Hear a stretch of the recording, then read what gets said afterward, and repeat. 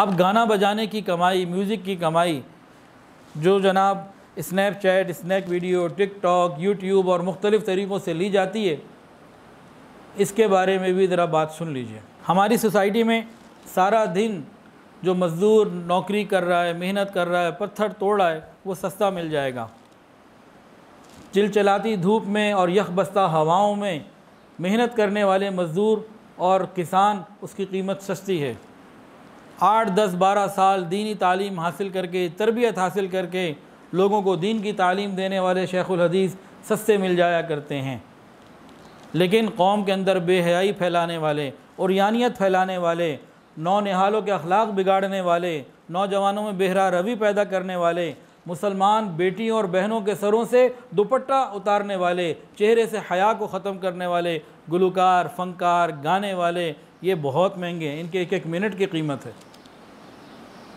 जब माशरे में ये रिवाज हो और ये हालात हों तो फिर मोहम्मद बिन कासिम और शेखुल हदीस ज़करिया रहमतुल्लाह जैसे लोग पैदा नहीं होते, फिर नाचने गाने वाले ही पैदा होते हैं। और जान लीजिए, इस तरह के पेशों से और इस तरीक़े के तरीक़ों से हासिल कमाई को हासिल करना, चाहे उससे हमें गाड़ी बड़ी मिल जाए, घर हमें अच्छा मिल जाए और हम कीमती लिबास पहन कर दुनिया में मटक मटक के चलने वाले हों, क़यामत के दिन इनके जिस्म के ऊपर एक चीथड़ा भी नहीं होगा।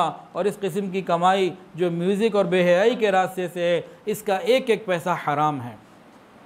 और ये अपनी तरफ से नहीं कह रहा, नबी अलैहिस्सलाम की बात सुन लीजिए, नबी अलैहिस्सलाम का फरमान सुन लीजिए। सफ़वान इब्न उमय्या रज़ियल्लाहु ताला अन्हु से रिवायत है कि एक फरमाते हैं कि एक मरतबा नबी अलैहिस्सलाम के पास थे, इतने में एक शख्स आमिर इब्न क़रा नबी अलैहिस्सलाम के पास आया और उसने आके अर्ज़ किया, या रसूल अल्लाह, मेरे लिए अल्लाह ने शकावत, बदबख्ती और सख्ती मुकर्रर कर दी है, मेरे नसीब में लिख दी है। मैं समझता हूँ मुझे हलाल नहीं मिलने लगा, मुझे आप दफ़ बजाने की इजाज़त दे दीजिए ताकि मैं उससे अपना रिज़्क़ हासिल कर सकूं, मैं दफ़ बजाया करूं। आप मुझे गाना बनाने की इजाज़त दे दीजिए, मैं वादा करता हूं मैं फ़ोहश गाना नहीं गाऊंगा। ये उसने आगे दरबार रिसालत में बात की। नबी अलैहिस्सलाम ने क्या जवाब दिया?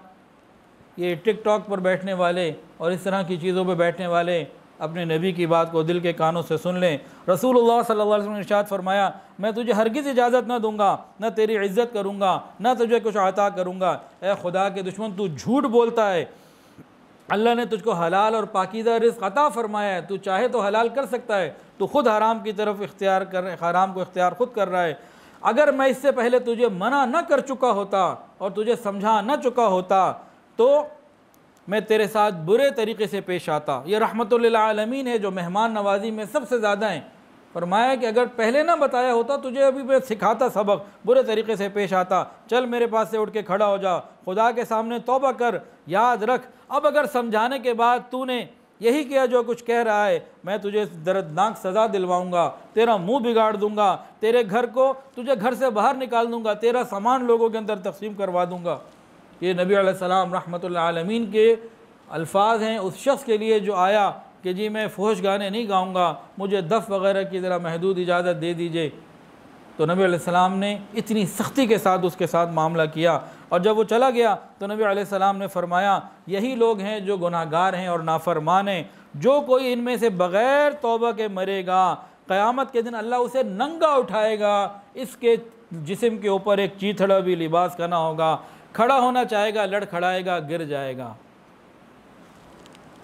तो आज इस तरह की कमाइयों से कीमती लिबास पहनने वाले और लोगों में फ़ख्र के साथ खड़े होकर अपने आप बड़े इंटरव्यू देने वाले और बड़े अपने आप को कुछ समझने वाले, अक़ल कुल समझने वाले, क़यामत के दिन न इनके जिस्म के ऊपर लिबास होगा, न ये अल्लाह के सामने खड़े हो सके। हज़रत अबू उमामा रज़ियल्लाहु ताला अन्हु से रिवायत है, नबी अलैहिस्सलाम ने इरशाद फरमाया, जब शैतान ज़मीन पर आने लगा तो उसने अल्लाह ताला से अर्ज़ किया, या अल्लाह आप मुझे ज़मीन पर भेज रहे हैं, रांदा दरगाह तो आप बना चुके, मेरे लिए कोई घर भी तो हो।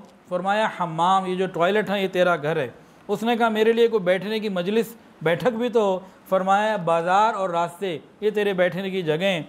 फरमाया उसने अर्ज़ किया कि अल्लाह मेरे लिए कोई खाना भी तो मुकर्रर हो। फरमाया हर वो चीज़ जिस पे मेरा नाम न लिया जाए वो तेरा खाना है।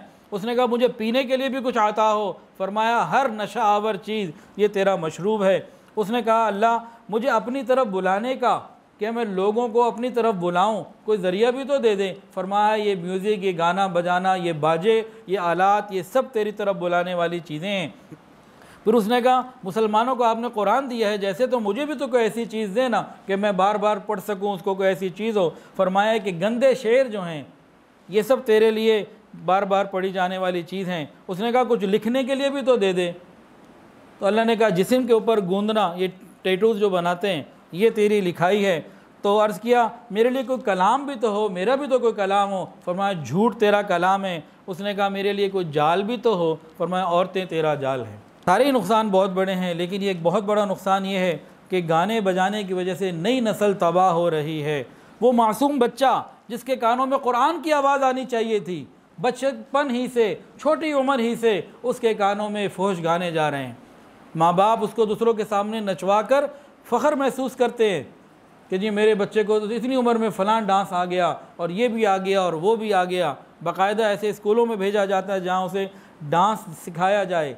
जब दिन रात हमारी नस्ल मौसीकी सुनेगी, जब वो अपने हर घर के बड़े छोटे को मौसीकी का दिलदादा देखेंगे, अपने माँ बाप को शादियों में और मुख्तलिफ़ जगहों पे नाचता हुआ देखेंगे, जब ये सब कुछ वो करेंगे, जब मेहमानों के सामने बच्चे को एक डांसर के तौर पे पेश किया जाएगा, तो इस बच्चे का ईमान कैसे बनेगा, इसको ईमान की कैसे मिलेंगी, ये सहाबा और सहाबियात को कैसे अपना रोल मॉडल बनाएगा, ये उलमा का एहतराम कैसे करेगा, ये दीनदार मजालिस में कैसे जाएगा, ये मदारिस में कैसे आएगा, ये दीन की मेहनत के लिए कैसे तैयार होगा, ये कुरान की तिलावत सुनने का शौक़ कब रख सकेगा।